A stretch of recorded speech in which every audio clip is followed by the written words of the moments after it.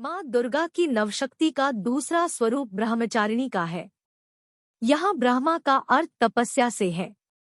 ब्रह्मचारिणी का अर्थ तप की चारिणी यानी तप का आचरण करने वाली। पूर्व जन्म में इस देवी ने हिमालय के घर पुत्री रूप में जन्म लिया था और नारद जी के उपदेश से भगवान शंकर को पति रूप में प्राप्त करने के लिए घोर तपस्या की थी। इस कठिन तपस्या के कारण इन्हें तपश्चारिणी अर्थात ब्रह्मचारिणी नाम से अभिहित किया गया। 1000 वर्ष तक इन्होंने केवल फल फूल खाकर बिताए और 100 वर्षों तक केवल जमीन पर रहकर शाक पर निर्वाह किया। कुछ दिनों तक कठिन उपवास रखे और खुले आकाश के नीचे वर्षा और धूप के घोर कष्ट सहे। 3000 वर्षों तक टूटे हुए बिल्व पत्र खाए और भगवान शंकर की आराधना करती रही।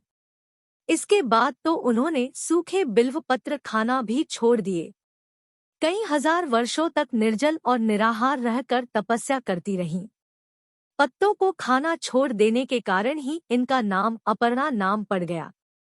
कठिन तपस्या के कारण देवी का शरीर एकदम क्षीण हो गया।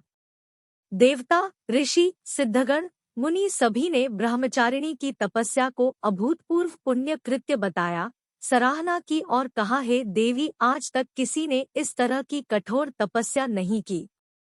यह तुम्ही से ही संभव थी। तुम्हारी मनोकामना परिपूर्ण होगी और भगवान चंद्रमौली शिवजी तुम्हें पति रूप में प्राप्त होंगे। माँ दुर्गा का यह स्वरूप भक्तों और सिद्धों को अनंत फल देने वाला है। इनकी उपासना से तप, त्याग, वैराग्य, सदाचार और संयम की वृद्धि होती है। देवी का यह रूप पूर्ण ज्योतिर्मय और अत्यंत भव्य है। इस देवी के दाएं हाथ में जप की माला है और बाएं हाथ में यह कमंडल धारण किए हैं।